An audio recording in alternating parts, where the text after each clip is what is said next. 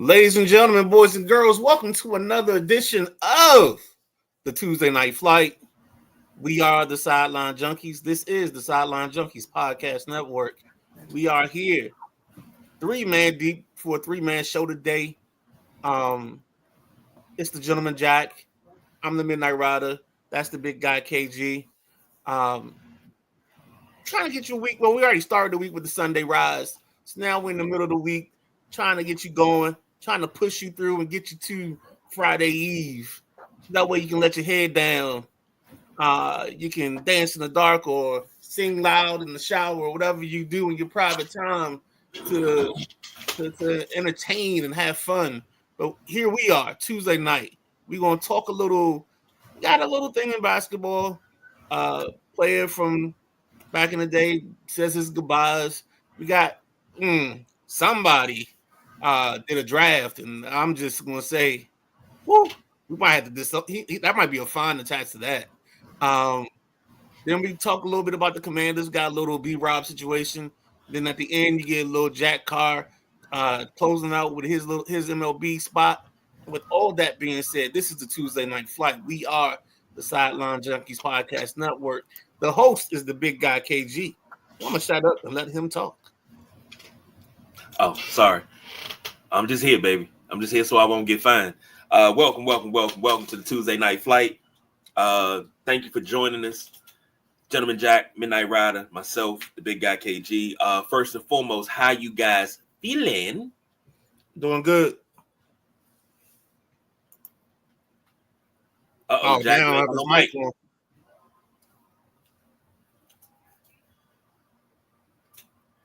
Maddie checking in, say we had a hell of a...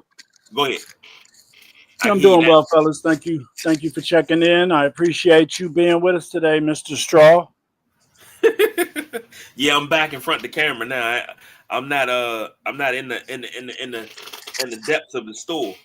I'm back in front of the camera today, and it's good to be back. And Maddie said we had a hell of a week with shows this week, and it's only Tuesday. You're damn right with that. Let's jump this thing off, man, because we here for a good time, not a long time. So let's jump this thing off.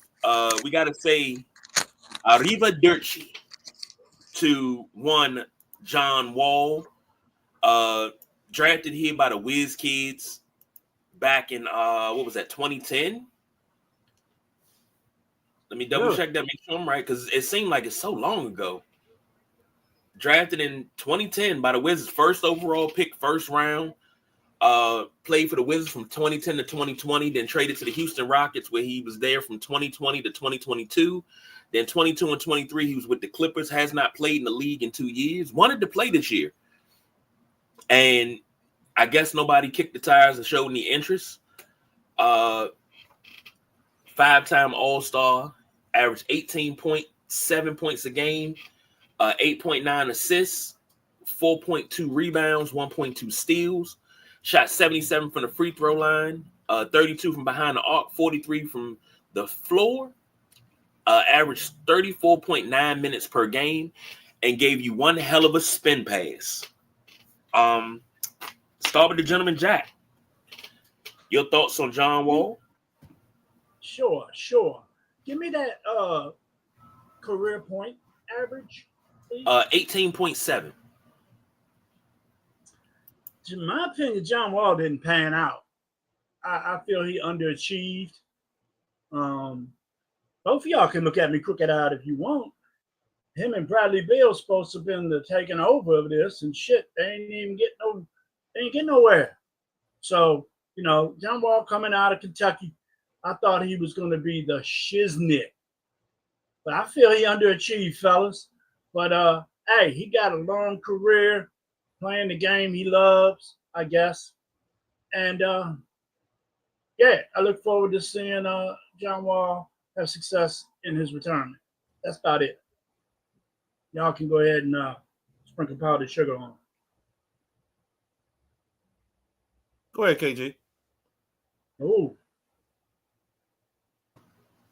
You can go ahead. Hell of a spin pass from the Midnight Rider there. I was drinking. Yeah, that's what he do.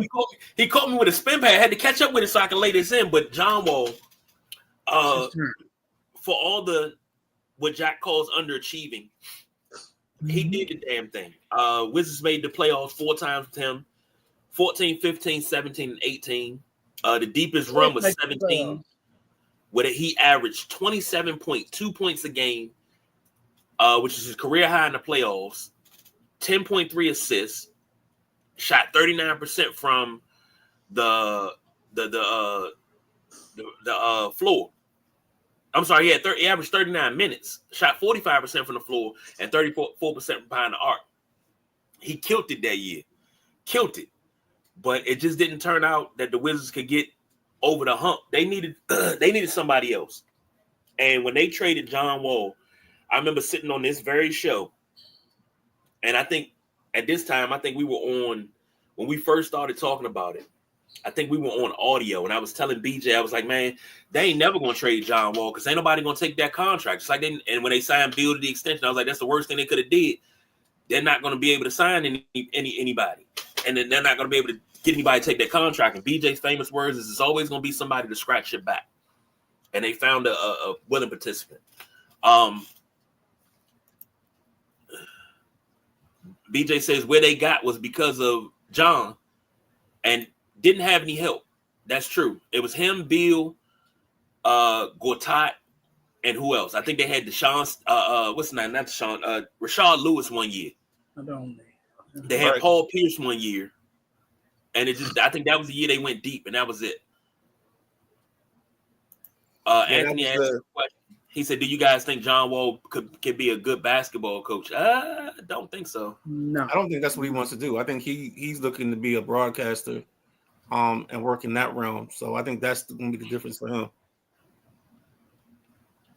He's already been on NBA TV. He's already done a couple of podcasts. So his eyesight or his vision right now is on having a career in broadcasting. I think that's good for him. And the correspondent says John Wall was at his best when he played with Gortat. They ran the pick and roll and the pick and pop as good as any other tandem in that era. Yeah, that's where the spin pass came from. I love seeing that because he would hit that screen and all of a sudden you hear, whoa, and he spin and Gortat laying that thing right in, you know. Gortat, man, the boss BJ. Go ahead, Jack. No, he spun that thing in, yeah, but they probably got an L. I can't praise John Wall's career, dude. I don't know why anybody does. I mean, you it's not like you can. He didn't make. Why am I bringing all this quietness? Bringing all this quietness out of you two. What the hell? He didn't make the team. He did what he. Remember, he was under Ernie Grunfeld and Tommy Shepard. That's all you got to blame them. You can't blame John Wall. Maddie said, I think from the hype he had coming out of college, could say it was disappointing, but he was a solid NBA guy. Not great, but not bad. I agree with that. I think he was solid. I'll go with that. I didn't say he sucked. The boss BJ said how Bill has panned out is proof of that. Jimmy? You just said he was a disappointment. So how do you go from him being a disappointment to him being solid? Being all right. Solid, all right. His career was a disappointment compared to what his expectations were supposed to be. Okay. And Boss B says Bill is a part of the no help. Says what hurt John in Washington, either him or Bradley Beal were never healthy together. Either one of them missed a full season with a major injury. And Bradley Beal was hurt an awful lot in DC. I will say that. And what killed me the most was 2020 when they invited the Wizards down to the bubble. And if they had 10 games and they would have made the playoffs, they lost all 10 games and Beal sat out.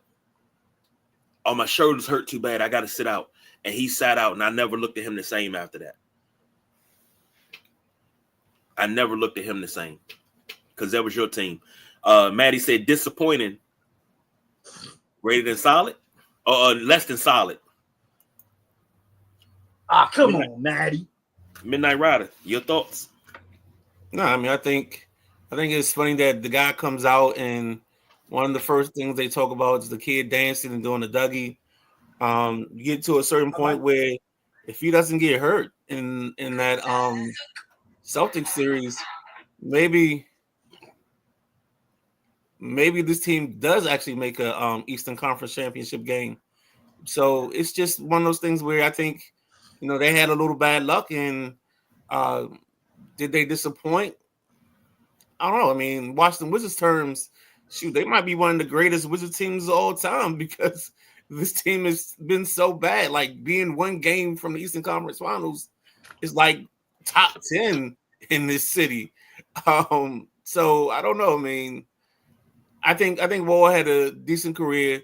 I think somebody said it earlier that the 2016 year, I think that's the year he had his season highs. He was like third team All NBA. I think that season, some people say, was the year that because of the way he played, it shortened his career and ended his career a little bit sooner. Because soon after that, the very next year or the 2 years after, was the injuries with the legs and all that stuff. So that's what I've heard people say about his career. I'll say this. One thing that hurt him was the lockout. I think that was a 2011. He played in I think he played Kenner League, he played Drew League, and that transition to come back after that, he was still playing rec ball. Like, he was still running full speed up the court to beat everybody up the court because he was the fastest on the court. He was one of the fastest guards in the history of the game. Him, Derrick Rose, and Russell Westbrook are three of the fastest point guards I've ever seen run the floor with the ball. And when he came back off of that, it's like he couldn't slow himself down to get back into NBA mindset. He was still in street ball mindset, trying to take over the games. And I think that hurt him. But it was exciting to watch. Let's just say that. Let me just say that it was exciting to watch. But he was a 5-time All-Star, an All-NBA third team in 2017, All-Defensive second team in 2015, All-Rookie first team in 2011. Won the Slam Dunk contest in 2014. In college, he won the Adolph Rupp Trophy in 2010. He was an All-American first teamer, consensus in 2010. He was National Freshman of the Year in 2010 and SEC Player of the Year in 2010. J-Dub checking in, say, what up, fellas? What's happening, J-Dub? Welcome. Matty Ice said they still would have lost to the Lakers in 5, right, Midnight? They wouldn't have gotten there, so it don't even matter. It don't even matter. Perry checking in, said Raleigh's own. Yeah. Oh, they got jokes, too. I don't know if you saw it, but there's a Wizards jersey where instead of it saying Wizards, it says Rose Bar. And it's got the number 2 for John Wall on it. And they said they're going to put it up in the rafters for him. Wow. And Anthony says Chris Paul. Yeah. I don't think Chris Paul wasn't as fast as Derrick Rose, John Wall, and Russell Westbrook. He's never been that fast. He's more of a steady hand. And Andy says, KG, do you think it would have helped if John to be drafted at a stable franchise in Miami instead of what you guys had to deal with in terms of ownership in DC? Well, it's not the ownership. It was the front office. Because once Abe passed and Leonsis took over, everything worked on the Cap side. It just never worked on the Wizards side. But of course, if he would have had a different career if he went to a different franchise. He had a way different career. Because they probably would have built around him a little bit better. But I digress. But happy trails to him. The boss BJ said, yes, the franchise makes a big difference. Mm-hmm. All right. Next up, we calling this is from the words of the Midnight Rider, KG's Mockery of the Mock. So if you didn't watch Drive Time with Matty Ice yesterday at 5 p.m., you would have to go back to get the reference and come back and listen to this part of the show. 15 minutes and 20 seconds in, you'll be able to get what was going on. So Matty Ice did a mock fantasy draft for the NFL. And we kind of did a snake thing, and we did it over email and everything like that, and everybody picked. So my picks were universally panned because my strategy wasn't there. My team, 1 quarterback, 2 running backs, 2 wide receivers and the tight end, I picked Lamar Jackson, number 1 overall, Austin Eckler, Brian Robinson, Terry McLaurin, DeAndre Hopkins, and Zach Ertz. Now, Maddie kind of figured out, Maddie kind of figured out what I was doing because I wasn't going to give away my draft strategy with our own fantasy draft coming up. So I wasn't going to give away my draft strategy. Number 1. Number 2, I was back and forth on the road. I'm trying to work. I'm trying to do this. I'm trying to do that. So I couldn't really look at my paperwork like I wanted to. But if you think Lamar Jackson as the number 1 overall pick wasn't a good pick because you wouldn't pick Lamar Jackson, that's on you. But I got 2 rings that say that my strategy works no matter how I do it. Now, only pick that probably is shaky at best is Brian Robinson because we don't know what his status is going to be. We don't know if he's going to be on the team. We don't know where he's going to be. Austin Eckler, those return yards I get from Austin Eckler, plus whatever he does in the game, I'm good. I'm okay. As far as Terry McLaurin, I'm gonna get my money. Zach Ertz, who's Jaden Daniels' safety valve? Zach Ertz. This is why I picked Zach Ertz. You guys gotta understand it's a reason behind it. And DeAndre Hopkins is due for a breakout season. That was a panic pick. I panicked by it, and I was like, I gotta pick somebody. Because I think it had been like 45 minutes since Maddie had hit me, and I was like, I gotta pick somebody. Oh my God, I gotta pick somebody. And I picked DeAndre Hopkins. That was a panic pick. But it wasn't a mockery of the mockery because I think I can still win hella games with that. But if it came down to it, if I pick this team like such, I might be in the running. Depending on who my defense is, I might be in the running for a championship. I'm sorry. So who was your kicker? Who was your kicker? Justin Tucker? We didn't pick kickers. Now, Justin Tucker's on suspension, so it wouldn't be Justin Tucker this year. This is the first year that I actually got to go out and get another kicker. No, they did a 6-round mock with I think it was 10 teams. Yep. So I guess they did a pre-show and then just read the results on the show, which was a great idea because that way it didn't force everybody to have to be in the room at the same time. I just think if you want to commit to the bit, commit to the bit. You should have gone, if you're going to go all commanders, you should have started with Jaden and gone the whole way. Because then I'd known it was a bit. But even after you picked Terry McLaurin second, I still knew it was part of a bit. So it's all good. You succeeded bit-wise, I'd give you an A. For execution of the actual mocking of the mock, yeah, that mock draft was pretty weak, homie. But it's all good. Because you're hiding your strategy. Because somebody somewhere is sitting around scouting you taking draft picks in a mock draft, and they're going to use that against you. Okay. Why wouldn't they? All right. I've been a champion the last 2 out of 3 years. What are you talking about? Okay. All right. Come. Let's get to these comments, man. I'm just thinking somebody loving themselves a little too much. Anthony said, I knew KJ was going to be bitter about him getting the scraps in that fantasy draft. Nah, I ain't bitter at all because I can take this and win. See, how I win in fantasy is I know how to move players around. I know how to get guys off free agent, what guys hot. I'm not a guru per se, but I'm very smart when it comes to it. So, the boss says, Brian Robinson Jr., who you don't draft at running back. Dude, you don't understand. when you guys get, and I'm taking shots right now. When you guys get on my level and become a 2-time champion, then we can talk. Okay. Now I'm a 2-time champion in the Sideline Junkies League. I'm really a 3-time champion overall in the last 4 years, but it's okay. Midnight Rider. He the champion league that he runs with 35 teams in it. And they play on week 18, which pretty much it's only them and like 3 other leagues that play week 18. So playing every week of the season all the way down to the end, and so if you would have won the championship, would you still be complaining about week 18? Because I've never complained about every league I've ever played in. We played till week 18. I complained about week 17. We played till week 17. I complain about it every week.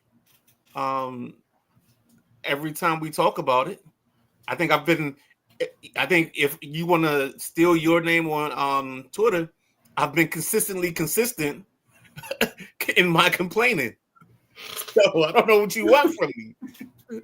I ain't switch it up none. So look, excuse me. All jokes aside, I think Jack muted himself again. All jokes aside, Midnight Rider has given me hell the last 4 years about this daggone league. At first was the scoring. So now it's week 18. Yep. Dude, I'm 18. More.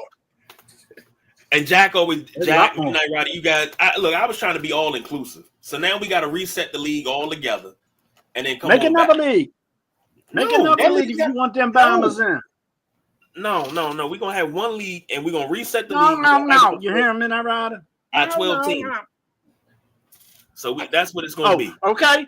We back down to 12. Last I heard, we was 14. No, it should be 12. I think we're at 12. I'll double check. No. It'll be activated this week. It's 12. Period. Then 12. Did you get J-Dub in? I got to send you the link to send to him. I got to send it over to him. 13. KG, excuses just because you draft horribly. Don't blame how the draft. I don't care how the draft was set up. These are players that I would pick on a regular, and I still go out and win with. I don't give a damn how the draft was set up. I picked last in a lot of drafts and still came out smelling like a rose.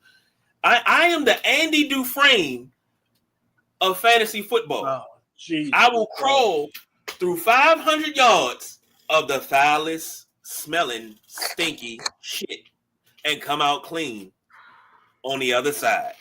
That's what I am. That's what you will call me now, the Andy Dufresne of fantasy football. We will in your cuckoo league. Maddie said, your first 2 picks were fine, then it went downhill. Oh, it was like a roller coaster. Think of Rebel Yell. The first 2 picks was like click, click, click, click, click. And then we got to the top of that hill, and it was just like, no. All right, I'm sorry. It was like jumping out of an airplane, young. You went down that fast. The boss said this must be the prelude to how the stats are going to be counted in the Sideline Junkies fantasy. No, it's going to be the normal stuff. I fixed the scoring, so that's fixed. I'm going to have Midnight Rider go over it with me. I'm going to be on the phone with him. Hey, does this sound good to you when it comes to scoring?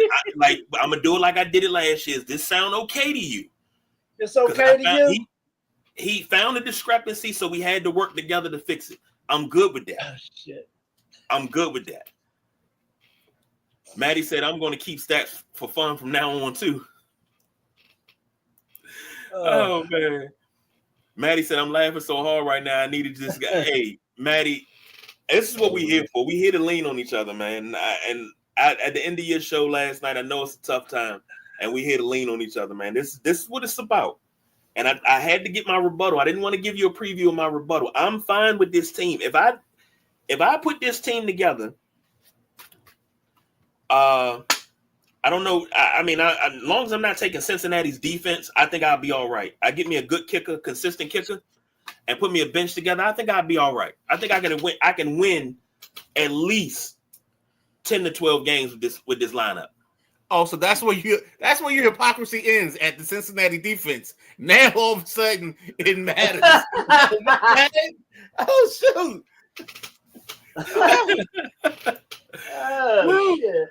Well, J Dub said new sheriff in town. Yeah, well, you can go ahead and join the other jabronis and get behind me because I'm winning another one this year. He's been playing for a while, old J Dub. He played 4-5 of them. And Anthony said KG playing till week 18 makes zero sense because you know damn well half the teams going to go into the playoffs are going to be sitting there starters week 17 and 18. That's why you need to learn how to use the daggone free agency. Why and find guys that are playing. Oh, that's right, free agency. No, if I'm not mistaken, I scored almost 200 points in week 18 because I know what I'm doing. That's what you. Nah.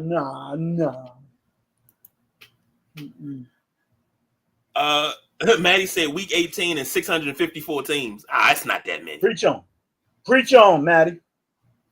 And J Dub said, I was about to say I won in if there's room. Oh, you already in, J Dub. I got to send I'll send it out and activate it this week. Get everything straight. And the boss BJ said, when are we drafting? Where's my card? Because I had everything written down. We're drafting the night before. Is this it? Is this my dates? Are you doing Labor Day again? Huh? That's one time you were doing Labor Day. I don't think it was Labor Day. It was we always go before the first game, but right around the time that cut downs are made, so you know who's on the team. So your cut downs are already made, you know who on the team, so you don't have to worry about drafting a guy that's gotten cut. So what we doing Saturday end of the month? Let me get back to you on that, and I will put it in the chat, and we'll go from there. Because I got a guest scheduled for Labor Day, 8:00. Ooh. Okay. You flying? I didn't realize it was Labor Day when I made the schedule. I talked to the guest, and he said he don't have a problem with it. So, two of us are on board. We're just waiting to see if the third is going to join us. All right. Well, let's jump out, reset. We coming back. We talking some real NFL, not fantasy. We're gonna talk some real NFL on the other side of the break. So don't go nowhere. Stay tuned.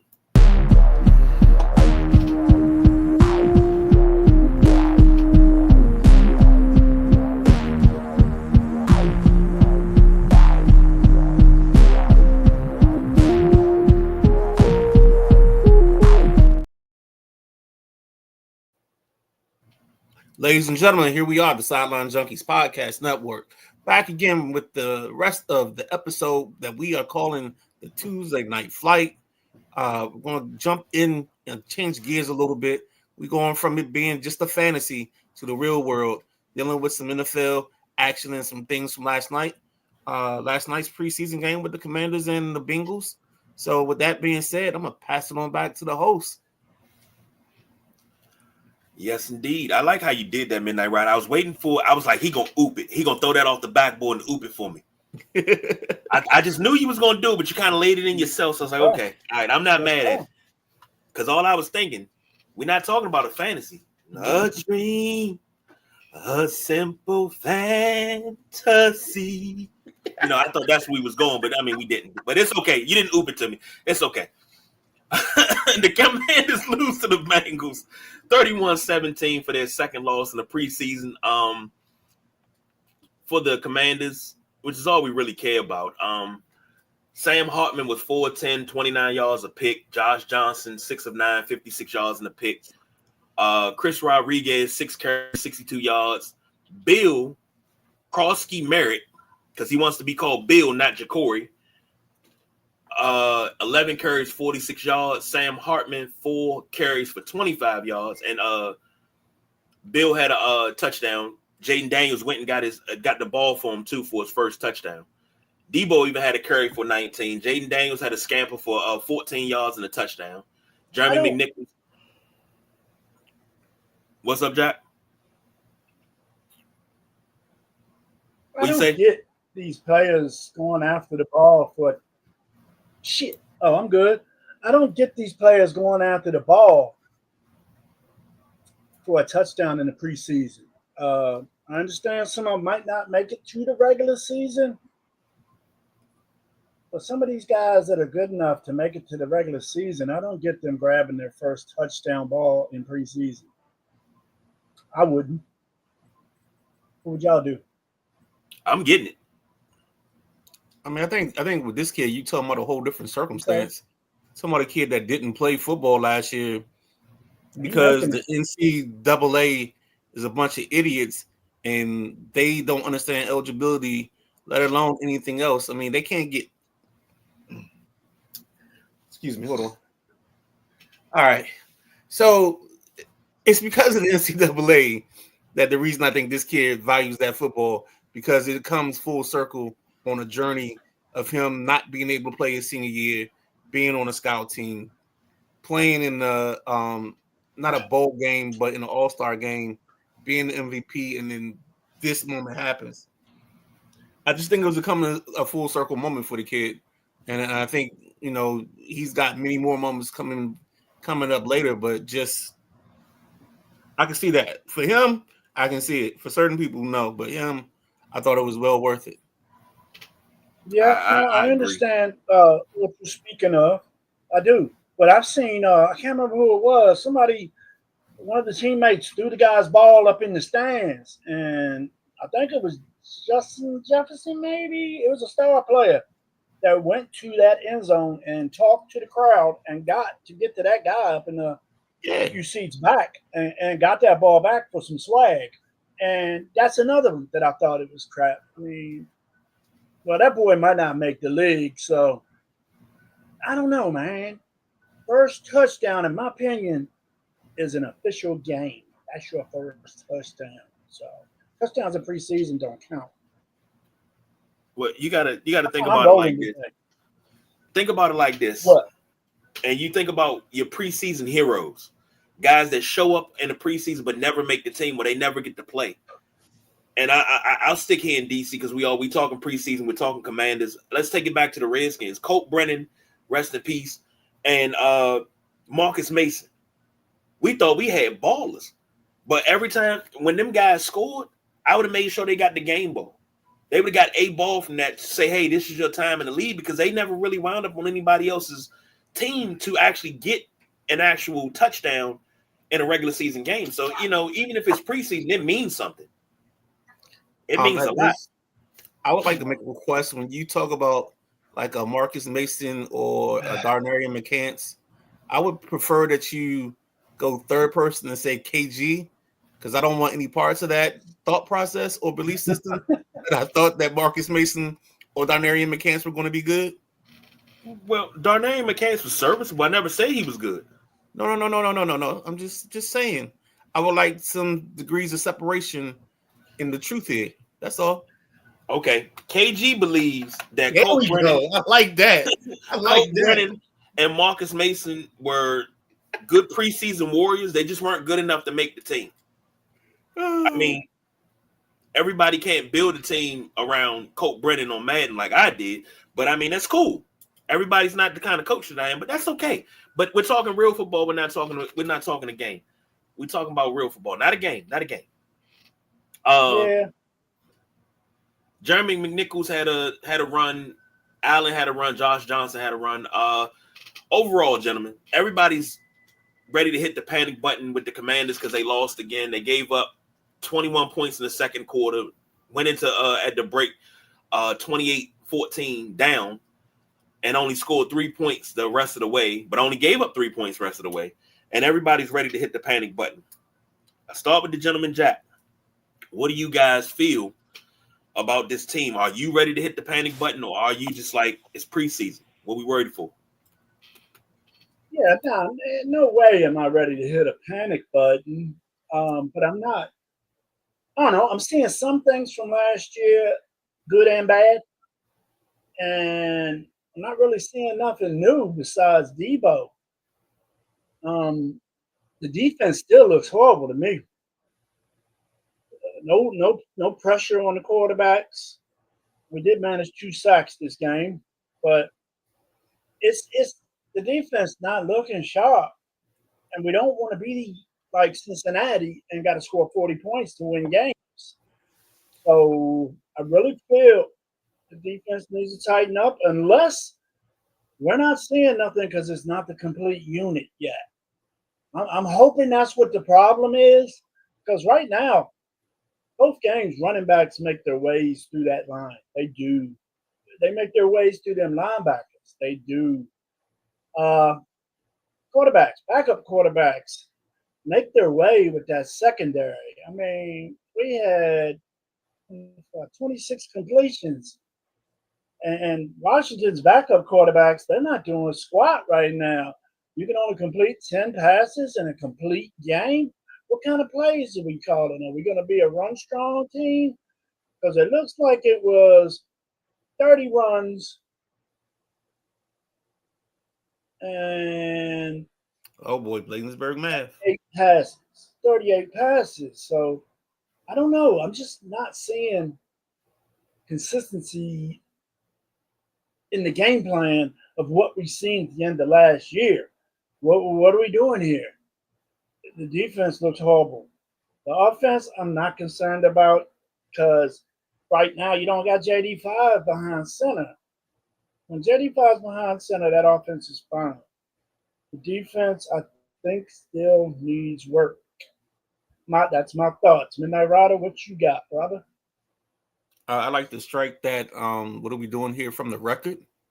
Because it's not officially football season. No, I hear you, Jack, but it's just like what do you want them to do? I mean, you're not running anything. Like the only thing you probably showed the world on Monday was the Debo Samuel jet sweep. Yeah, and that's about it. I mean, that's all you need to show. Keep everything else vanilla behind it. Keep the game simple, and let the guys play and just see what guys come up and do what they can do. I think honestly, I thought the run game showed you something. I thought, but then you got to take it with a grain of salt because this is one of the worst defenses in the league. So, like, you got to worry about that. 17 points. Well, I mean, if you looked at your backup quarterback situation, Sam Hartman, he better get some loafers. He better get some loafers, a nice button-down shirt, a couple ties. You know, I don't know if you want to say thank you for calling State Farm or thank you for calling. Give him a suitcase. But yeah, I mean, he got to do something else. You know what I'm saying? Or you got, you know what? Go to Hollywood, be a model. Quarterback, it ain't his strength right now. He threw a couple passes that just were awful, and I think it was a bunch of them. I think he made it so that the backup receivers to a certain level couldn't put any good tape out, and I think that's part of the reason why Josh Johnson played as much as he did because Hartman couldn't give you anything that you could grade players on. He was terrible.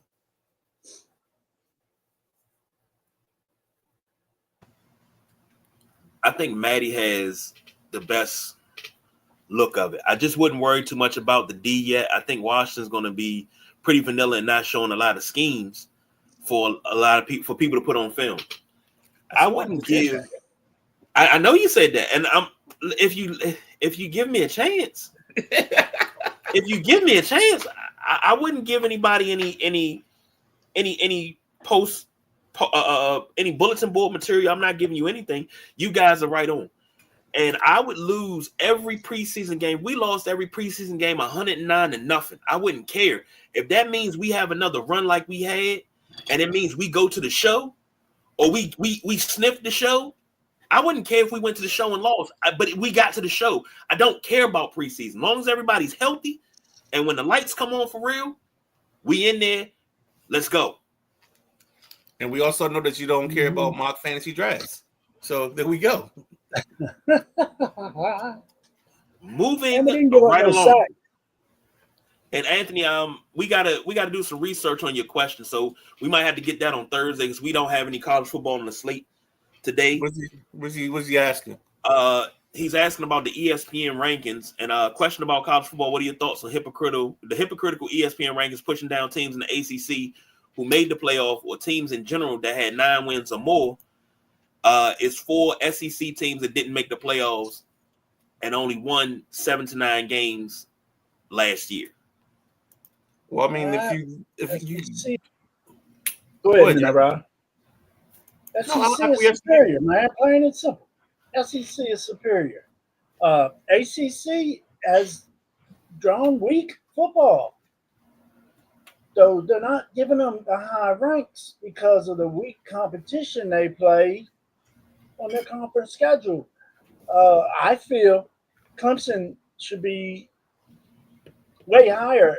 I think they should be at number 2. Some have them at 6, some have them at 4. I think they should be number 2. They got the best offensive line in football. They got the highest return rate right there with Penn State. So ACC is hard to get your recognition nowadays because of the strength of the conference. Midnight Rider? I was going to keep it even simpler than that. I mean, you got ESPN is the only show that talks. They'll lead a show on a random weekday with something about the Cowboys or the Lakers or the SEC. Like they got to go where their money is.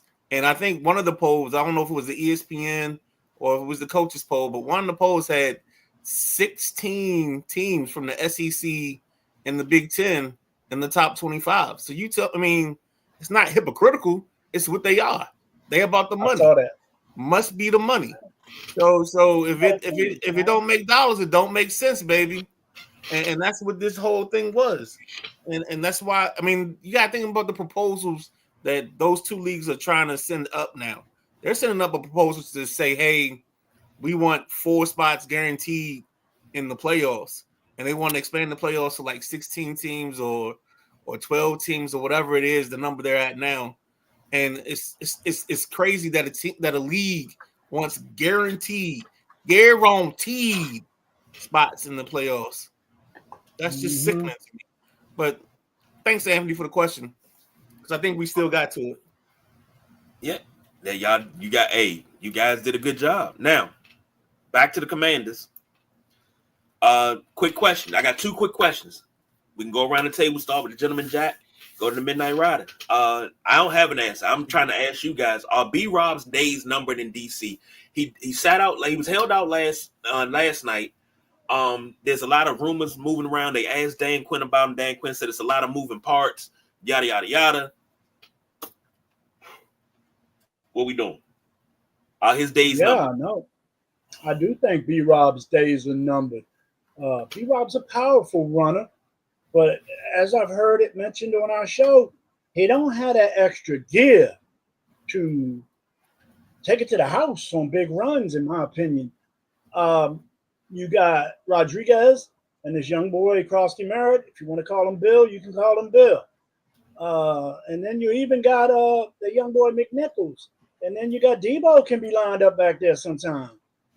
So with B-Rob not having what I think is overdrive and his injury status for the past couple years, past 2 seasons, I definitely know we're shopping him, and I think somebody's gonna take him. So, but I don't think we're gonna get none, but maybe a 3rd or a 4th, maybe even a 5th. Oh, you talking about B-Rob? Right? Yes, sir. Yeah. You lower your expectations. Lowered expectations. Right. You need to go. You need to be much for him. You need to be swapping 6s or getting some player that the other team think they're going to cut. That's your best value for him. Yep. Yeah, he's not the guy, man. I was a big B-Rob fan. I thought he could be the guy for us, but his injury history and lack of the big plays make him not needed here in Washington. Midnight Rider. All right, Coach Powell. I told you I was going to give you the answer here today when we talked about this on Monday. Oh yeah. Mm-hmm. And here's the answer. I think personally that they went to him and asked him to do several things this offseason. And when he came back and he proceeded to be the same person he was from the year before, they were done because they figure they can replicate that. He becomes redundant in this case because you talked about the kid out of Kentucky, the running back, that name just fell out of my head, Rodriguez. You talk about McNichols being able to do pass protection. You talk about the kid Krosky Merritt, having that little wiggle that everybody talks about and wants. I truly believe that we shouldn't be asking RB Rob's days numbered. We should just ask, what's the name of the road that we've come to the end of? Because he gone. He gone. He's not coming back. We're beyond that point of him coming back. We're beyond the point. If anything, you should have seen like a big trash bag in his hand and him walking out with his menstruables. Because when you do this, when you tell a dude we're gonna try to trade you, and they said don't worry about coming to the preseason game. What else can you say to the guy? Pack it up. Yeah. Pack it up, pack it in. Let me begin. Oh man. No, KG? No. Cause you caught me off guard. You caught me off guard. Because I was looking for something, and you said it. But I'm trying to find it. Hold on, because I got something for you. When you said he was gonna walk away with his with his bags in his hand, with the trash bag in his hand, I was like, "Uh-oh." When you said, hold on, that's not it. Hold on, I'm trying to find it, and it's like everything's. Think of Incredible Hulk. The ending thing, do, and he just got the thumb out. That's what I see when you said that. Hey, man. Maddie said the second that KG put B-Rob in his mockery, the trade talks begin. Coincidence? I think not. Come on. I don't think we're going to get a fourth. That's the kiss of death. Damn, for real? He gone. I thought I had the kiss of life, but okay. Hey, you know what? Walking papers. Life. They taking B-Rob for Doritos, baby. Yup. Ranch Doritos. Damn, right. You can't even get original? Shit. Damn, hell no. Nah, they're going to kick him for ranch. Quick question. You can't say hell no. You drafted a guy in your mock and then ask if he's going to be around. You can't do both. Well, you can't get them for what's the name? You can't get them for regular Doritos. I mean, you got to do it for ranch. I mean, ranch is even better than regular. Ooh, that's a I don't know about that. I said ranch because ranch nasty. Wow. Okay. Commander's question of the night. We don't have to spend a whole lot of time on it. I have cue cards. So just something I saw with this whole Terry McLaurin thing. Do you think the fan base is turning on Terry? No.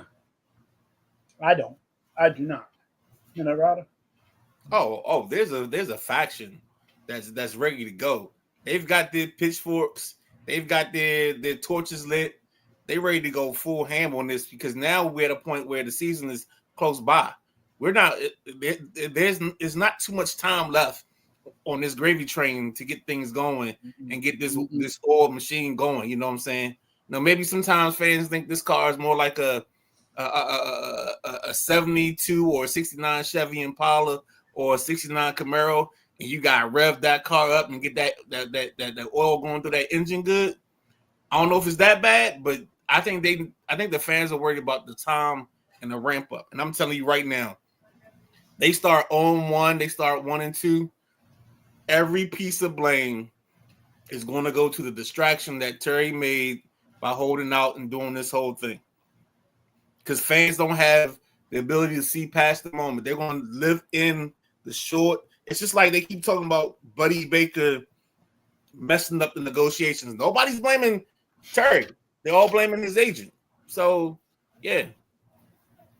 What's your next cue card? Well, my next cue card is take a break. And after that, I'm sorry.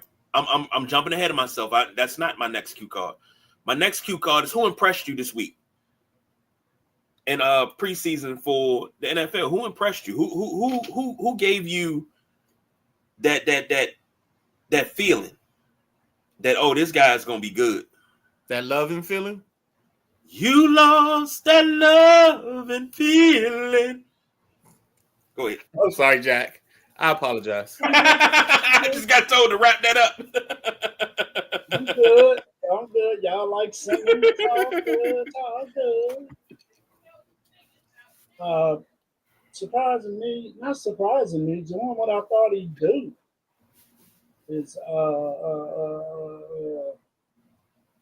damn, where's he at? Where's my quarterback at, Midnight Rider? You talking about your boy Jackson Dart? Shorty left the Giants. Daniel Jones. Yeah, where's my big boy Indiana. At? Yeah, now he's Indiana Jones. Starting quarterback. Yes, sir. But tell me, he's balling. Them throws was on point. I like him. I've been like them. Just thought he was in a shitty situation in New York. Not saying Indianapolis is much better, but a little bit better to Richardson. So he's just going to fall out of the NFL? No. He got a strong arm and he's young. He only like 24. Struggling like a mug. What is it that makes him struggle so much then, Midnight Rider? He started 13 games between high school and college. He just doesn't play.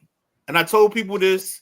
We might have been on the audio version of this show at the time, but I told people on this show before. Anthony Richardson is going to get overdrafted because when you put his measurables beside everybody else, he's going to jump off the tape. He's gonna show you so much that you can't help yourself. I would have made a joke there, but I don't want to get us in trouble with anybody. So, sugar pie, honey bun. Daniel Jones is doing some great work, and shit on the other side of the ball in New York. Oh, the big boy, it's the big boy that drafted at the top 5. Abdul Carter. That boy just got thrown around like a rag doll by them boys last week. That's that right there. Yeah, but that right there, I think is going to be fuel for Carter. Because serious, he got made look a fool. He was on all the sports channels. Everybody was talking about pancake this, pancake that. Get some syrup on them pancakes. Carter's going to use that as fuel if he's the player I think he is. So watch out for Abdul Carter. I got a feeling he gonna turn around after that debacle. Midnight Rider. I think he better be sponsored by what's the joint? Mama? What's the auto parts store? He gonna need O'Reilly's for some side view mirrors or something. Cause there ain't no way he couldn't see that hit coming. We got rocked. Aiden was right there on his side. And I think part of that is his inexperience.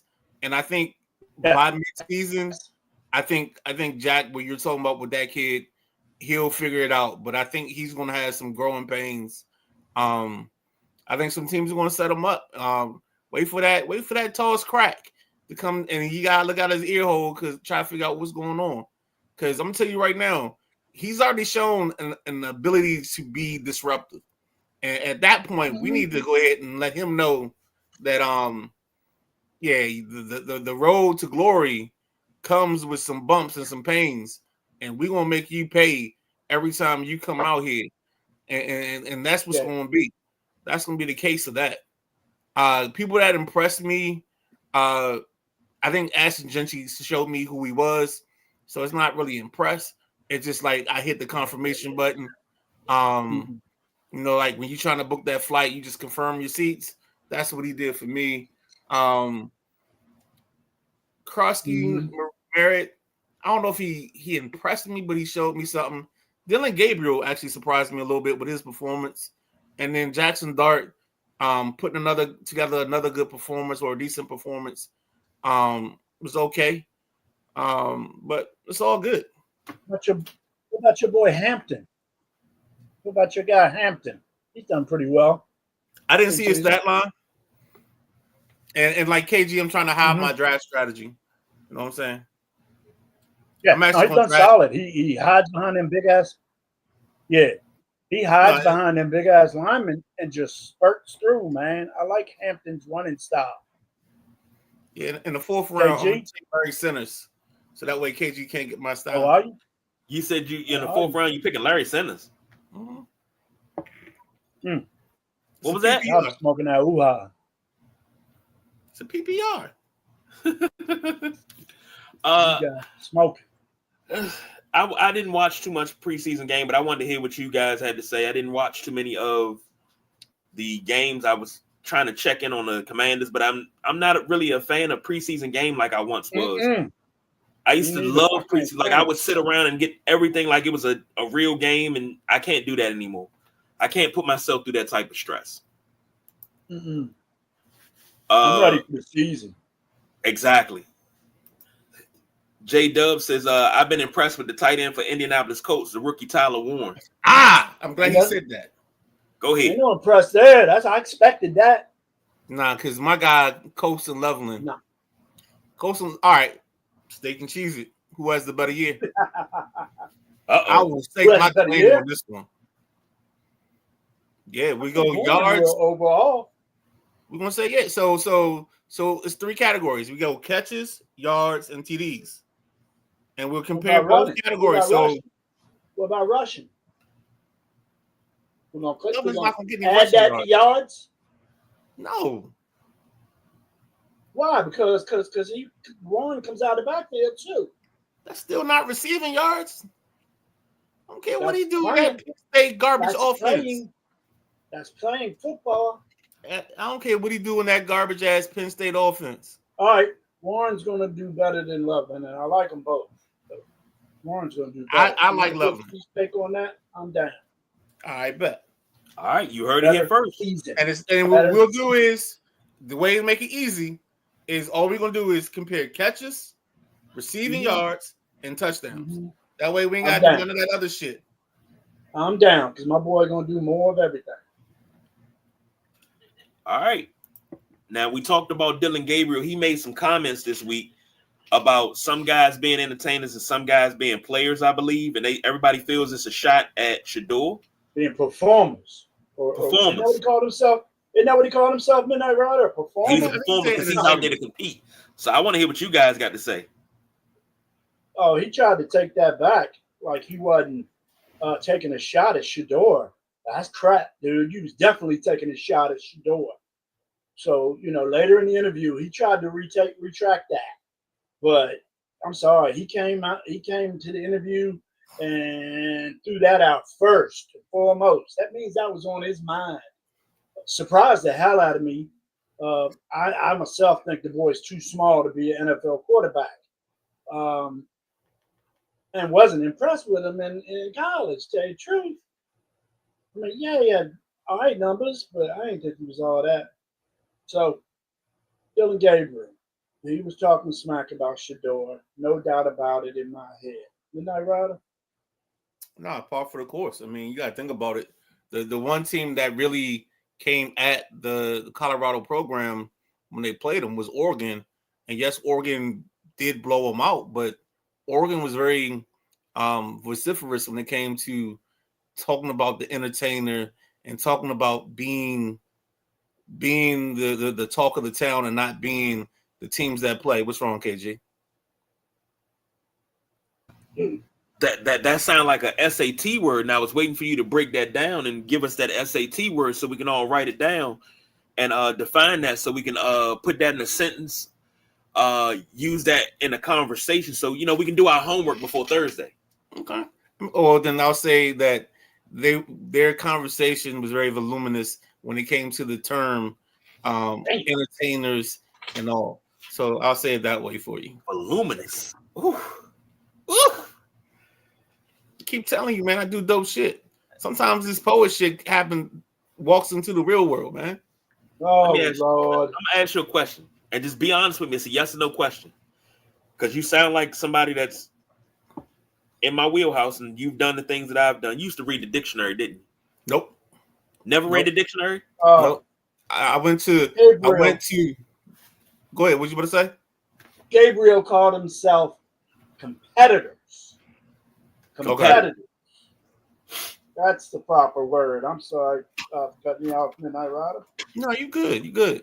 See, what happens is when you walk the halls of a great institution, like the Harvard of high schools called Archbishop Carroll, words like this come across your lap all the time. So that's all it is. It's just, I was blessed to have the opportunity to walk the halls of Archbishop Carroll, and they provided me with a great education. And they even included math in mine. Well, I understand. I took calculus. Thank you very much. J Dub said they're in a competition for the same spot. What was he supposed to say? I mean, that, it's a way to go about it, and it's a way not to go about it. This was Bush League because it was Bush League because. And then, but what was Bush League is you didn't stand. What the young folks say? You didn't stand 10 toes down with it. You backtracked and tried to say you were talking about something else. You didn't stand on your word. If you called them out, and basically, if you called them a sucker, call them a sucker. Don't be when somebody press you about it. Call them a sucker. Don't be like, oh, no, I wasn't talking about him. I'm not saying that, but, it wasn't a sucker thing because we was talking about blow pops and dum-dums, so that's the suckers. No. Don't try to clean that shit up. Stand on it. You called yourself a competitor. You said Shador's a entertainer. But you said that after, let me pull this up real quick because you didn't let me. Yeah, Rider. Let me. He excited today, man. We done found a top. You know what I'm saying? He might not be excited about mock drafts, but he excited about this. Let me. You went 13 to 18 for 143 yards and a pick, but you thought you had a good game. You thought you ate. Nah, Slim. You didn't clean your plate. And I don't care if he would have went out there and went 13 to 18, 143 and 2 touchdowns, okay, you can make that type of statement. But you making that type of statement after you had a worse debut than he did. How did man in game 1 have a better debut than you got? And you talking shit. Only reason why Shador is 4th on the depth chart right now is because of the injury. But that was some Bush League shit. I don't give a damn if they're in a competition or not. We in competition about everything. I don't have to put you down to make myself look good. If any time in this world that you got to do something, you got to put somebody down to make yourself look good, you a sucker for that. Since we talking about suckers, I think Dylan Gabriel's a sucker. Okay. And yeah, I said it. You don't have to put another man down to make yourself look good. That's like a dude that pillow talk with a female and talk about another dude. Oh, he ain't getting money like me, baby. I got this. I take care of you. That's the type of vibe it give me. You a sucker for that, man. I got a good government job. You baby, I take care of you. Me and your kids will have an understanding. Let's go. Get to these comments and that's sucker type shit right there. You trying to get us all to say that? Super sucker. You didn't have to say that at all. And I'm not saying that because I'm a Shador fan, because I actually liked Dylan Gabriel until he said that. I liked him until he said that. No, I always called him Webster, so it don't matter. Yeah, he's too small. Speaking of which, Joe Flacco, Danny Dimes named starters in week 1 in Cleveland and Indy. So that means Flacco's 1, Kenny Pickett's 2, Dylan Gabriel's 3, Shador's 4 right now. And they're talking about keeping 4 QBs anyway. Danny Dimes somehow has gotten where did that comment come from? That was an old comment. Did I do that? I don't know what's going on. I got my hand on my drink and so I didn't pull that. I got no idea what y'all. Oh, you got it. Good. I'm glad you got it, J Dub. Glad you got it. But Flacco, we knew he was going to be the starter. Matty Ice said something, and I've been looking at it. I'm like, damn, that is kind of rough. The first 6 weeks of Cleveland's schedule is rough. You don't want Kenny Pickett in there, damn sure. And you don't want a rookie quarterback, whether it's Shador or Dylan Gabriel in there. You want the veteran with the steady hand to take over that. However, in Indy, how the hell did Daniel Jones get the starting quarterback position over Anthony Richardson, who is the one that this is your number 1 pick from 2 years ago? Like, dude, what part of do you not like us? No. The words that come from my mouth. Let me finish. Do you understand words that are coming out of my mouth? Because what was that? That draft 2 years ago, and I was on the Anthony Richardson train. I was like, did you see how he played at Florida? And you was like, calm down. If you gave me a chance, I was going to give you your flowers. If you gave me a chance, I want to give you your flowers while you can smell them. Give me. My initial thoughts were, how did Danny Dimes get a daggone starting job over Anthony Richardson? Because if you go college careers, I think Anthony Richardson had a better college career. Danny Dimes, Duke quarterback, the best Duke quarterback. He's the best quarterback to come out of Duke is Sonny Jurgens, and after that, everybody else is garbage. Anyway, you're forgetting about Steve Spurrier. Yeah, he is. Heisman Trophy winner. Steve Spurrier. Steve Spurrier went to Florida. No, he coached at Florida. Duke. What, are you Googling it now? Yeah, because I know I'm telling you. Chief. I got you. I wish Keith was here today, because Keith would be handling all these issues and all these Google quicknesses. Yeah. So it's true, baby. So here's my thought on this, so that way you can look it up. I already looked it up. I got it, but go ahead. So Flacco, I already told you he was gonna be the week 1 starter when this whole competition started. The second he signed, he was gonna be the starter because there's no need for you to waste those kids the first 6 weeks of the season. I think it's gonna be a quarterback by committee, which is gonna be god awful. But I think everybody's gonna get a little touch.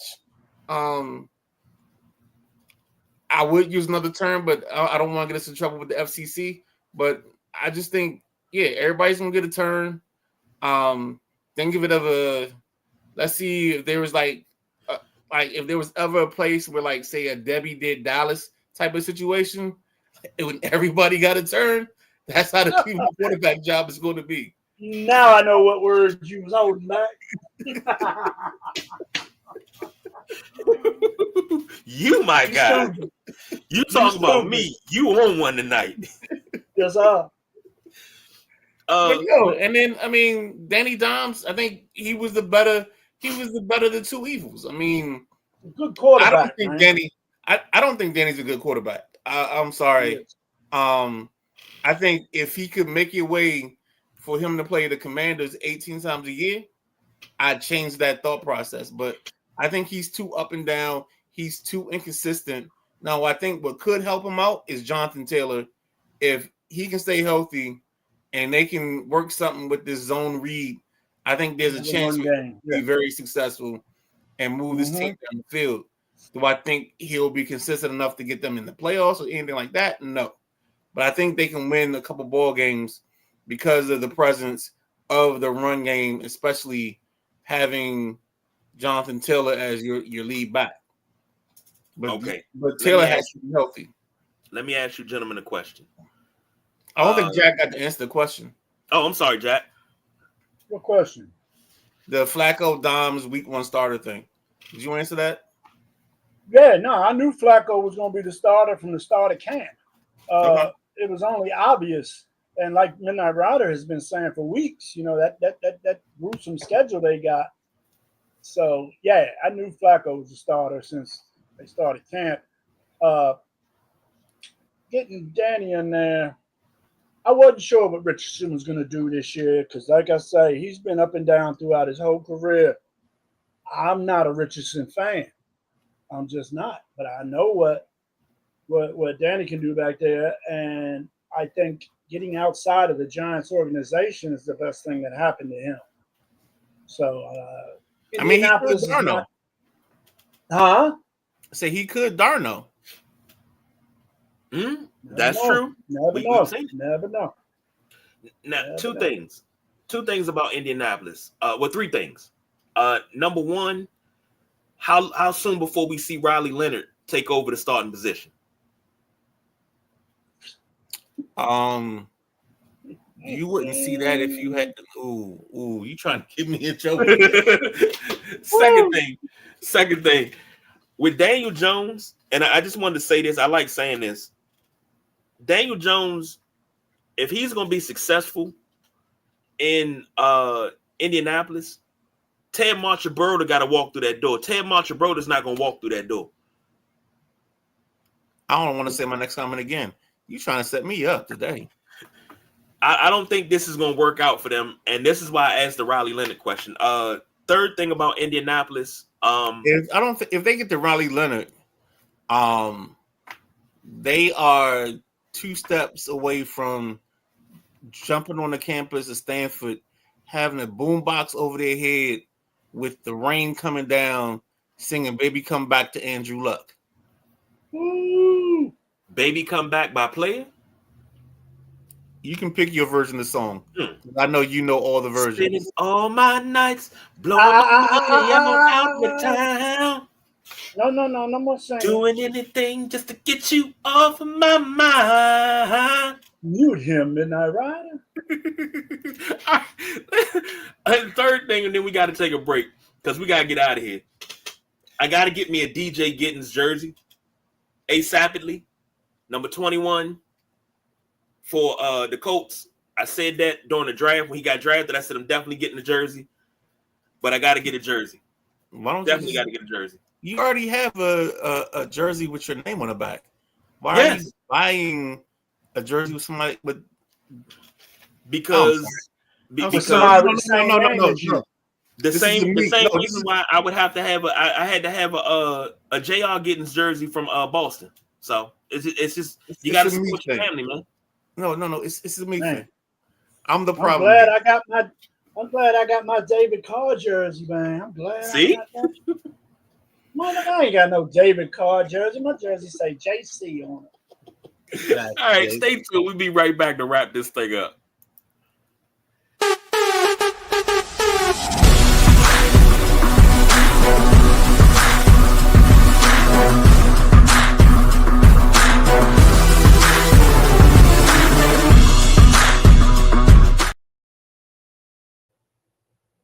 Ladies and gentlemen, welcome back to another edition of the Sideline Junkies Tuesday Night Flight.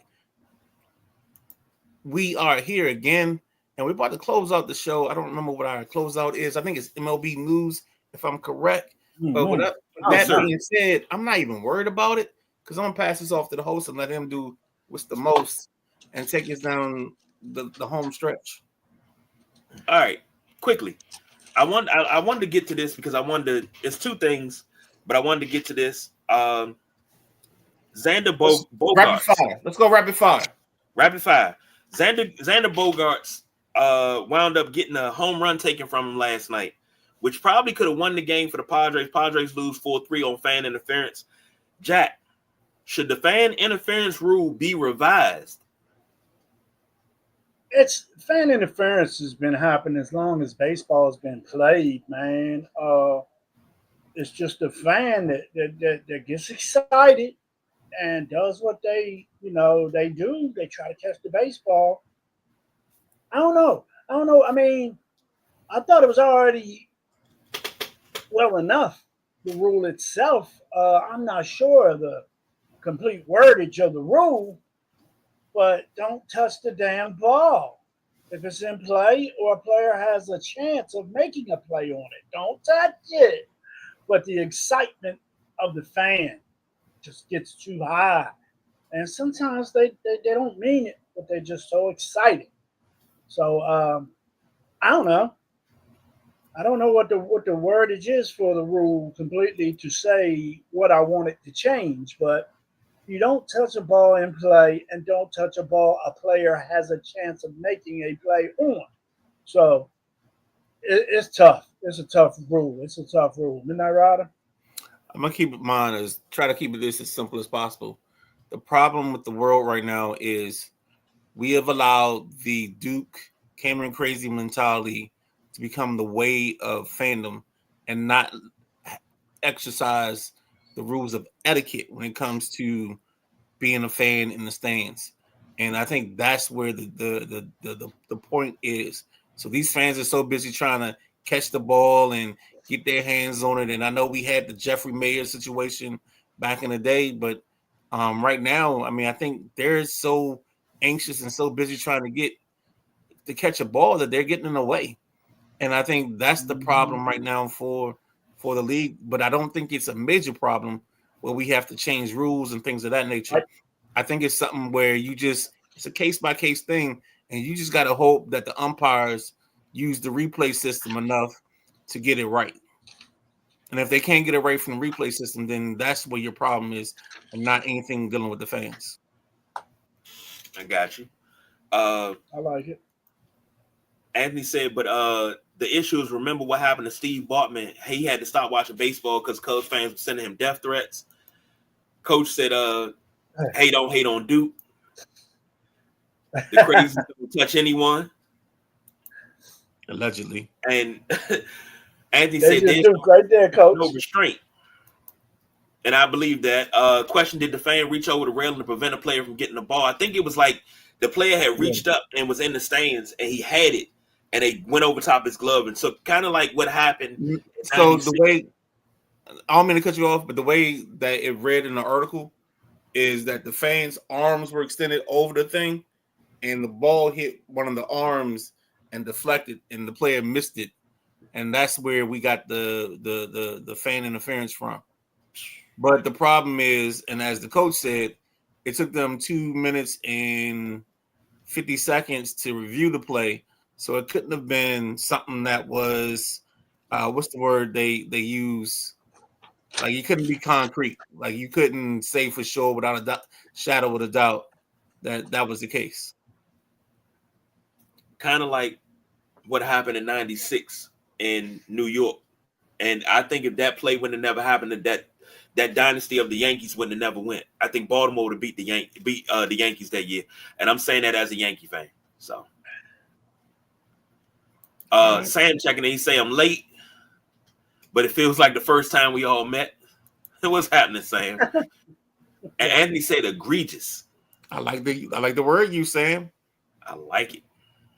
I mean, that's Next up, Victor Robles throws a bat in a rehab start, which garnered him a 10-game suspension. Gentlemen,